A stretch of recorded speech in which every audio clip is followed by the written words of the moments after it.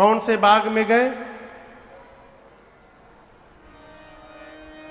कहिए कहिए, कौन से बाग में गए? पुष्प वाटिका में। कहां गए? पुष्प वाटिका में। यहां गोस्वामी तुलसीदास जी कहते हैं, मैं आपसे कहूं, राम जी जिस समय बाग में गए हैं उस समय जो ऋतु चल रही है उस ऋतु का नाम है शरद ऋतु। क्या नाम है? लेकिन गोस्वामी जी कहते हैं कि राम जी जब पहुंचे हैं बाग में तो ऐसा प्रतीत हो रहा है कि उस बाग में जहां बसंत ऋतु रही लुभाई, ऐसा लग रहा है कि मानो बसंत ऋतु का आगमन हो गया हो। अब शरद ऋतु में बसंत ऋतु का आगमन कैसे हो जाएगा? अवश्य होगा। जहां भगवान पहुंच जाएंगे और जहां भगवान की भक्ति पहुंच जाएगी वहां सदैव बसंत ही बसंत बना रहेगा। वहां पतझड़ का आगमन होने वाला नहीं है। बसंत ऋतु का आगमन है। बाग में जो पौधे लगे हैं कैसे हैं? मनोहर है। लागे बिटप मनोहर नाना। मनोहर समझते हैं? मनोहर, मनोहर का अर्थ होता है कि जिसको देखने के बाद मन का हरण हो जाए। देखने के बाद आंखें जाकर वहीं टिक जाए, उस दृश्य को मनोहर कहा जाता है। बाग में जितने वृक्ष लगे हैं सब मनोहर हैं। किसी पर पुराने पत्ते नहीं हैं, न पुराना फल है, न पुराने पुष्प हैं। देवराज इंद्र जब देवलोक से इस बाग को देखते हैं तो उनको भी लज्जा आती है कि हमारे देवलोक में भी इतना सुंदर बगीचा नहीं है जितना महाराज जनक के बाग में है, जितना महाराज जनक के नगर में है। गोस्वामी जी कहते हैं आज 5 पक्षी इस बाग में आए हैं। कितने पक्षी? 5। गिनते जाइए। चौपाई बाबा कहते हैं, चातक कोकिल कीर चकोरा। कितने हुए? 4 हुए। चातक, कोकिल, कीर, चकोर, ये चारों पक्षी आपस में बात कर रहे हैं। कूजत बिहाग 5वां, नटत कलमोरा। 5वां पक्षी बात नहीं कर रहा है, मोर हैं वो नाच रहे हैं। अब आपसे कहूं, ये कोई सामान्य पक्षी नहीं थे, ये सब भगवान के भक्त हैं। मानस में भक्तों की 4 खानी बताई गई है। 4 प्रकार के भक्त होते हैं। कितने प्रकार के? 4। कौन कौन से भक्त? एक भक्त जिसको कहते हैं आर्त। क्या कहते हैं? आर्त। आर्त यानी जो दुख होने के कारण भगवान का भजन करता है। बीमारी हो गई तो भजन कर रहा है, रुपया नहीं है तो भजन कर रहा है। दूसरा अर्थार्थी, जिसको संसार का ऐश्वर्य चाहिए उसके लिए भजन कर रहा है। आर्त, अर्थार्थी। तीसरा है जिज्ञासु, जो भगवान को जानना चाहता है। चौथा है ज्ञानी, जो भगवान को जान चुका है। ये मूल रूप से 4 भगत हैं और यही चारों चातक, कोयल, तोता, चकोर बन करके आए, आपस में बात कर रहे हैं। लेकिन आज एक 5वां भगत भी आया है और जानते हैं कौन है? ये 5वां भगत प्रेमी भक्त है। प्रेमी को अपने दुख से कोई लेना देना नहीं। जो भगवान को वास्तव में प्रेम करे वो कभी भगवान से कभी कुछ मांग नहीं सकता है। प्रेमी को ऐश्वर्य से नहीं लेना देना, उसको जानना भी नहीं है। उद्धव जी गए गोपियों को समझाने मथुरा से वृंदावन। कृष्ण ने कहा कि विरह में रोती हैं। उद्धव जी आप मेरे सखा हैं, जाइए जाकर उनको तनिक ज्ञान उपदेश करिए।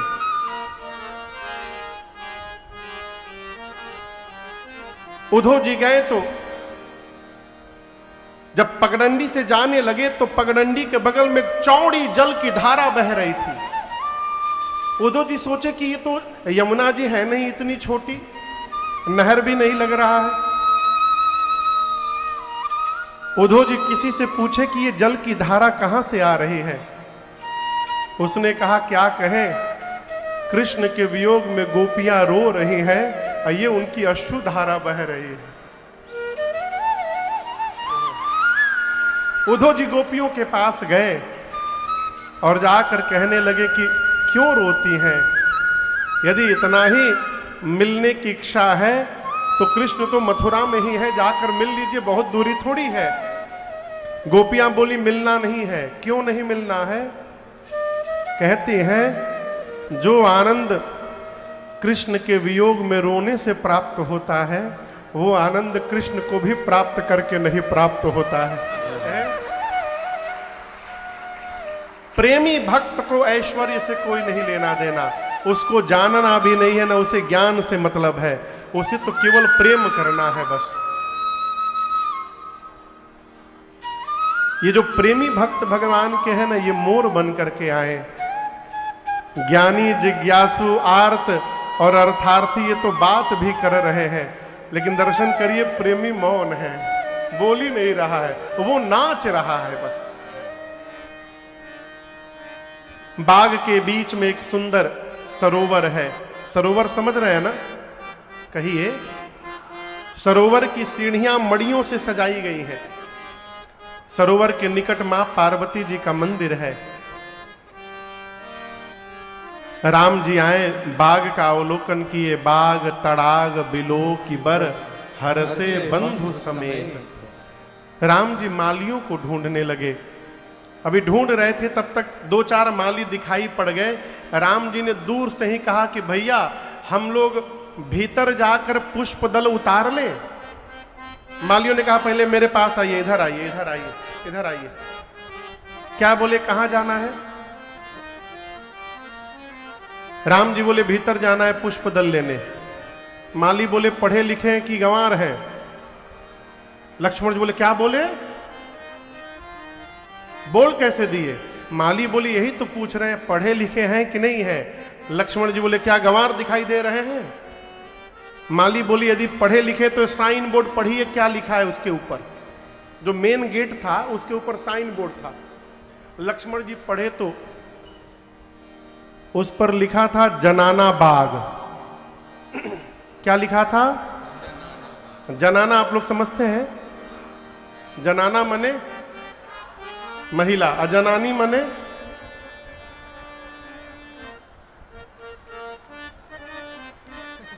जनानी। आपके विषय में जानते हैं, हमारी क्या क्षमता है कि हम आपके मार्ग में अवरोध बने।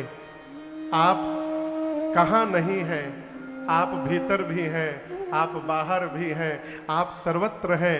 आपको हमसे पूछने की आवश्यकता ही नहीं थी।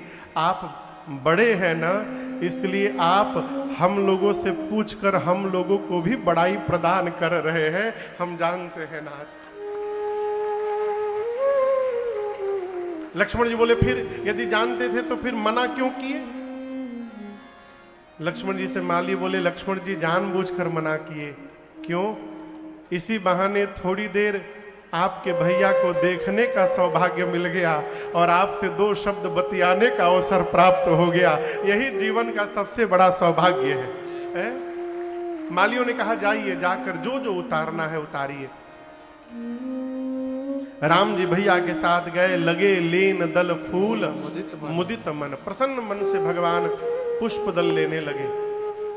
गोस्वामी जी कहते हैं उसी समय मेरी मां जानकी जी वहां आई, और आपसे कहूं आई नहीं है, भेजी गई हैं। गोस्वामी जी कहते हैं ते ही अवसर सीता आई। कैसे आई? गिरिजा पूजन जननी पठाई।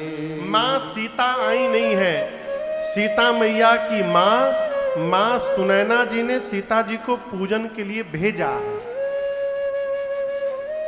बड़े बड़े लोग हमसे मिलते हैं, कहते महाराज हमारा लड़कवा भगवान को मानता ही नहीं है, हमारी संतान यदि भगवान से दूर हो गई तो इसमें संतान का अपराध नहीं है, अपराध हमारा है, क्योंकि हमने बचपन से उनको भगवान से जोड़ा ही नहीं कभी। हमारे महाराज श्री कहते हैं बाबू, जो बचपन से भजन प्रारंभ करेगा उसी का 55 के बाद भी होगा, और जो बचपन में भजन नहीं कर पाया, न जवानी में किया, उसका 55 के बाद होने वाला नहीं है, कदापि नहीं होगा। इसलिए बच्चों को बचपन से भजन में लगाइए। मुझे बहुत प्रसन्नता होती है, हम कहीं भी कथा में जाते हैं, भारत में कहीं भी, तो ये देखकर मुझे इतनी अत्यांतिक प्रसन्नता होती है कि पांडाल में 10 साल से लेकर 30 साल के लोगों की संख्या सबसे अधिक दिखाई पड़ती है, बच्चों की संख्या खूब दिखाई पड़ती है। बड़े लोग तो मोबाइल में भी महटिया लेते हैं टाइम, लेकिन बच्चे पूरी कथा सुनते हैं, सीता मैया सखियों के साथ आई, सरोवर में स्नान की, मंदिर में जाकर पार्वती जी की पूजा की, और मालूम है अपने लिए क्या मांगी सीता मैया? अपने लिए निज अनुरूप सुभग बर मांगा। सीता मैया अपने लिए पार्वती जी से सुंदर दूल्हा मांगती हैं। क्या कहा? निज अनुरूप। मां कहती हैं भवानी जी आप मुझे ठीक से देख लीजिए और मेरे अनुरूप एक सुंदर वर मुझे प्रदान कर दीजिए। मां की कितनी सखियां हैं? कल सुने थे आप लोग, 8। ये 8 सखी आई हैं, लेकिन आपसे कहूं इन 8 में से एक सखी चतुर सखी पूजा छोड़ के चली गई बगीचा घूमने। आप लोग जो बाहर से आए होंगे ना, समूह में गाड़ी करके 10, 12, 15 लोग, तो आप में से जो चतुर आदमी होगा वो जब सब लोग पंडाल में बैठ जाएंगे तो धीरे से पीछे से निकल के जाके अकेले पकौड़ी खाएगा, अकेले। सबके साथ जाएंगे तो खिलाना पड़ेगा। गोस्वामी जी कहते हैं एक सखी सिय संग बिहाई, गई रही देखन फुलवाई। नगर पूजन छोड़ के बगीचा घूमने चली गई, और बगीचा घूमते घूमते उस सखी ने मेरे प्रभु को पुष्पदल लेते दिख लिया। कल आपसे कहा था अचके समझ में आता है। अचके शब्द भोजपुरी के शब्द, अचके अचानक, तुरंत। अचके में यदि भगवान दिखाई पड़ जाए तो क्या स्थिति होगी? जीव वैसे पगला जाएगा। उस वही आए सखी फुलवरिया में। वो सखी कहती है सीता मैया से कि जानती हो आज पूरी मिथिला में केवल उनके ही रूप की चर्चा हो रही है, और मैं तो कहती हूं इस संसार में यदि कोई देखने लायक है तो वही देखने लायक है। अवश्य देख यही देखन जो। एक बार हम लोगों को भी चलकर उनको ठीक से देख लेना चाहिए। सीता मैया उस सखी को आगे करके गोस्वामी जी कहते हैं चली अग्र करी प्रिय सखी सोई। कौन सखी? कौन सखी? प्रिय सखी। अब यहां एक प्रश्न है कि क्या बाकी की 7 सखियां सीता जी की प्रिय नहीं है? यहां दर्शन करिए, 2 आदमी बैठे हैं और एक व्यक्ति के लिए कहा जाए कि ये बड़े ईमानदार है, तो यही में छिपा है कि बगल वाला बेईमान है। अलग से बोलने की आवश्यकता नहीं है उसमें। गोस्वामी जी कहते हैं सीता मैया चली अग्र करी प्रिय सखी सोई। उस प्रिय सखी को आगे करके सीता मैया चली, तो बाकी की सखियां क्या प्रिय नहीं है? हैं प्रिय, लेकिन आज उतनी प्रिय नहीं है जितनी प्रिय ये सखी है। क्यों? मेरी माँ जानती है इस सखी के पीछे पीछे आज चलूंगी तो मुझे भी भगवान का दर्शन प्राप्त हो जाएगा, इसलिए ये सखी आज प्रिय सखी है। ये कथा कहती है जिसके पीछे चलने से यदि हमको भगवत प्राप्ति हो जाए, हमारे लिए उससे प्रिय दूसरा कोई नहीं हो सकता। सीता मैया चली, मां चली तो मां के शरीर के आभूषण कंकन किंकिन नूपुर धुनि सुनि कहत लखन सन राम हृदय गुनी। मां के शरीर के आभूषण बजे और ये ध्वनि राम जी को सुनाई पड़ गई। जिस दिशा से ध्वनि आई भगवान ने देखा, सीता मैया दिखाई पड़ी। लक्ष्मण भैया पुष्प उतार रहे थे, राम जी ने कहा भाई पुष्प बाद में उधर देखिए। तात जनक तनया सोए, तात जनक तनया सोए। कौन? धनुष जग यही कारण होए, धनुष जग यही कारण होए। पूजन गौरी सखी ले आए, पूजन गौरी सखी ले आए। और करत प्रकाश फिर फूलवाए, करत प्रकाश फिर फूलवाए, करत प्रकाश फिर फूलवाए। राम जी ने जैसे मैया को देखा, राम जी ने लक्ष्मण भैया से कहा लक्ष्मण ये वही जनक जी की बेटी हैं जिनके कारण धनुष यज्ञ की रचना हुई है। लक्ष्मण भैया बोले भैया बाग में क्या कर रही हैं? राम जी बोले लगता है पार्वती जी की पूजा करने आई हैं। प्रभु भैया के साथ वार्ता कर ही रहे थे, तब तक जो सखी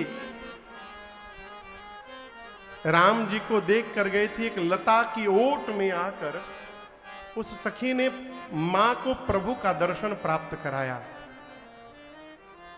लता ओट तब सखी न लखाए। सीता मैया ने देखा श्यामल गौर किशोर गोस्वामी जी यहां लिखते हैं कि जैसे मां ने भगवान को देखा, देखी रूप लोचन ललचाने। मां ने भगवान को देखा तो मां के नेत्र ललचाने लगे भैया। मां को ऐसा प्रतीत हुआ कि मानो जन्म जन्मांतर का खोया हुआ खजाना वापस प्राप्त हो गया है।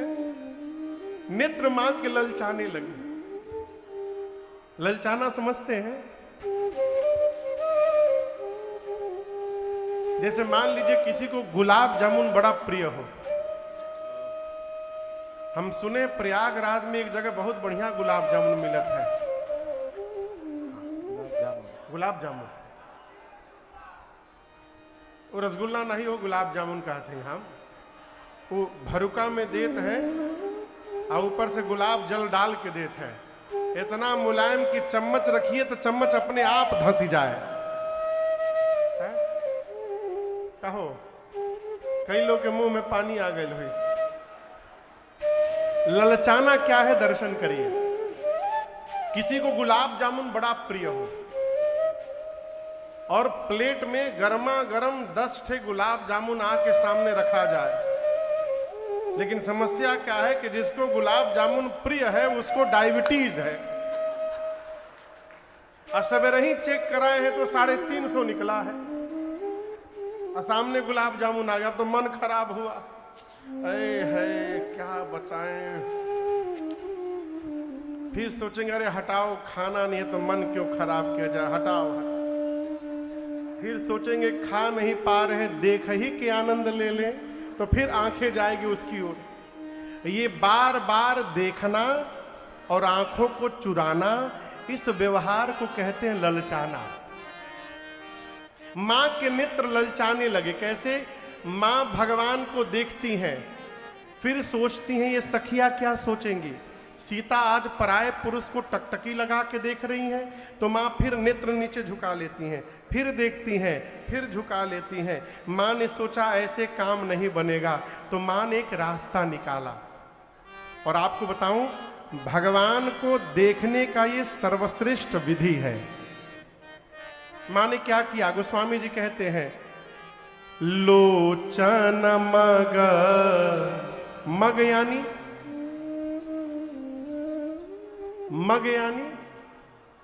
नहाने वाला मग नहीं, मग यानी मार्ग, रास्ता।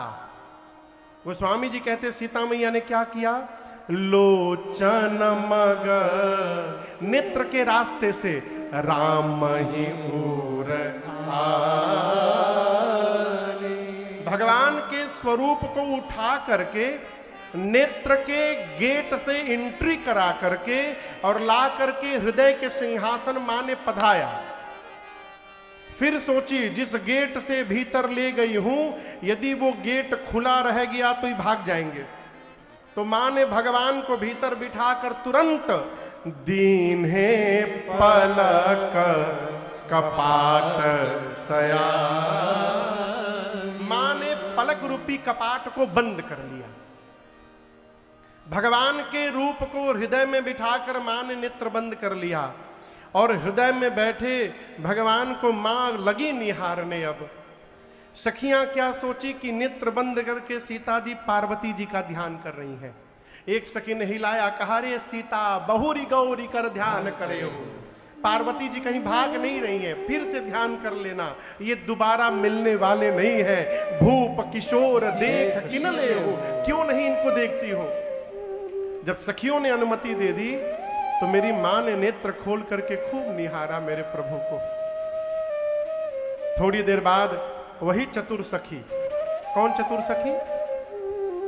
जो पूजा छोड़ के बगीचा घूमने गई थी, वही चतुर सखी देखी टाइम बहुत हो गया, वापस चलना चाहिए। अब आप कल्पना करिए बगल में सीता जी हैं तो कैसे कहना चाहिए था? ऐसे कहती ना कि बहुत टाइम हो गया, सीता जी चला जाए, कल फिर आना है, ऐसे बोलना चाहिए ना। लेकिन वो ऐसे नहीं बोली। राम जी उधर खड़े थे, वो सखी क्या बोलती है? चला जाए चला जाए, बहुत विलंब हो रहा है, कल इसी टाइम फिर आना है हम लोगों को, आज चला जाए। इसका क्या मतलब? वो कह रही थी सीता मैया को, लेकिन सुना रही थी राम जी को कि कल हम लोग इसी टाइम फिर आने वाले हैं। तो आप भी अपना टाइम मैनेजमेंट उसी प्रकार से रखिएगा, आप भी कल इसी समय पुष्पदल लेने आइएगा, हम लोगों को दोबारा आपका दर्शन प्राप्त हो जाएगा। प्रभु सीता मैया को लेकर सखियां गई पार्वती जी के मंदिर में, और यहां दर्शन करिए, सीता मैया अभी अपने लिए सुंदर दूल्हा मांग रही थी। राम जी दिखाई पड़ गए। अब मां पार्वती से मां सीता मुहर लगवाने गई है दोबारा, और जाते जाते प्रारंभ हो गई, जय जय गिरे बर राज किशोरी, जय महेश मुख चंद्र चकोरी, जय गज बदन खड़ानन माता, जगत जननी दामिनी दुर्गाता, नहीं तब आदि मध्य अवसाना, अमित प्रभाव वेद नहीं जाना, भव भव विभव पराभव कारिणी, भव भव विभव पराभव कारिणी, देश विमोहन भव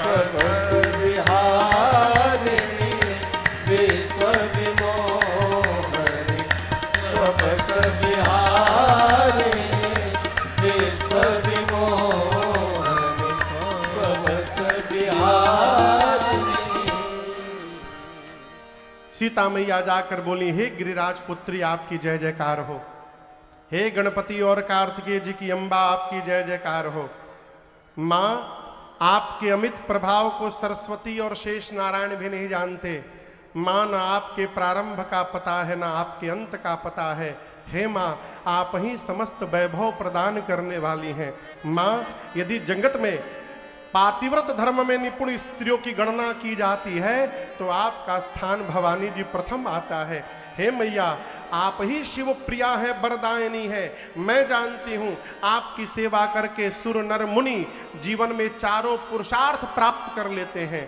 मां, आप सबके हृदय में रहती हैं, आप हृदय में रहती हैं मां, इसलिए सबके हृदय की बात आप जानती हैं। हे भवानी जी, आप तो सीता के भी हृदय में रहती हैं और आप मेरी हृदय की बात जान रही हैं। इसलिए मैया, आज सीता आपसे कहेगी नहीं, आप जो जान रही हैं माँ, उसको बिना कहे पूर्ण कर दीजिए। मैं आपकी शरण में आई हूं माँ। ये प्रसंग बड़ा अद्भुत है। सीता मैया कहती हैं कि मां, आप सब जानती हैं और आप इस बात को सत्य मानिए, भगवान सब जानते हैं, सब जानते हैं। कौन नहीं जानता? तो हम लोग नहीं जानते। हम कहा नहीं जानते महाराज? ये सब जानते ही, बतिया हम नहीं जानते। जानते भी हैं तो नहीं मानते, लेकिन भगवान सब जानते हैं। केवल भरोसे हो जाइए इनके, जिस समय जो वस्तु की आवश्यकता होगी भगवान बिना कहे पूर्ण करेंगे, ये विश्वास में रहिए बस। हाँ? जो भी भला बुरा है श्री राम जानते हैं, बंदे के दिल में क्या है मेरे राम जानते हैं। किस्मत, आप में से कौन कौन किस्मत शब्द सुना है? किस्मत हम सुने हैं। किस्मत के नाम को तो सब जानते हैं, लेकिन किस्मत में क्या लिखा है मेरे राम जानते हैं। माई बाप, भगवान सब जानते हैं, इसलिए मांगिए मत। मांगिएगा तो नुकसान में रहिएगा। क्यों नुकसान में रहिएगा? हमारे एक चाचा कहते हैं, बाबू, जो जीवन में कभी ऐसे दिया नहीं है वो कभी ऐसे ले नहीं पाएगा। हर व्यक्ति की अपने देने की क्षमता होती है, हर व्यक्ति की अपनी मांगने की क्षमता होती है। जब हम मांगेंगे ना तो हम अपनी क्षमता से मांगेंगे, और जब भगवान देंगे ना तो भगवान अपनी क्षमता से प्रदान करेंगे, और उनकी क्षमता का कोई आकलन नहीं है।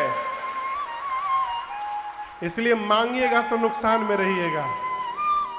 आपन तेज संहारो आपे। सीता मैया ने क्या कहा? मोरा मनोरथ जानहुनी। हे मैया, आप मेरे मन की बात ठीक से जानती हैं, आप उसको पूर्ण करिए। इतना कह के सीता मैया पार्वती जी के चरण को पकड़ के बैठ गई। असकही चरण गहे बैठे। आप कल्पना करिए, पार्वती मैया है यहां पर, पांव के नीचे पांव पकड़कर मां सीता बैठ गई। सीता मैया के इस भाव का दर्शन करके पार्वती मैया की मूर्ति मुस्कुरा उठी। विनय प्रेम बस भई भवानी। पूजन के समय जो मां सीता ने पार्वती जी को माला पहनाया था, पार्वती मैया के गले से माला खिसक गई। अब आप बताइए, गले से माला खिसकेगी तो कहां जाएगी? नीचे। नीचे कौन बैठा है? सीता मैया। अर्थात पार्वती मैया के गले की माला खिसकी और सीता मैया के आंचल में गिर गई। यहीं पर सीता मैया को पार्वती जी का आशीर्वाद प्राप्त हो गया। मूर्ति ने कहा, सीता मैया की मूर्ति ने कहा, क्या कहा? पार्वती जी की मूर्ति ने कहा, सुनु सिय सत्य अशीष हमारी, पूजे ही मन कामना तुम्हारी। हे सीता जी, आप हमारे आशीर्वाद को सत्य समझिएगा, आपकी मनोकामना पूर्ण होगी। नारद जी का वचन सदैव सत्य है, पवित्र है। आपके मन में जो रचा बसा है वही आपको प्राप्त होंगे। सीता मैया ने कहा, मां और थोड़ा क्लियर करके बता दीजिएगा तो अच्छा रहेगा। तो पार्वती जी ने और क्लियर किया। क्या?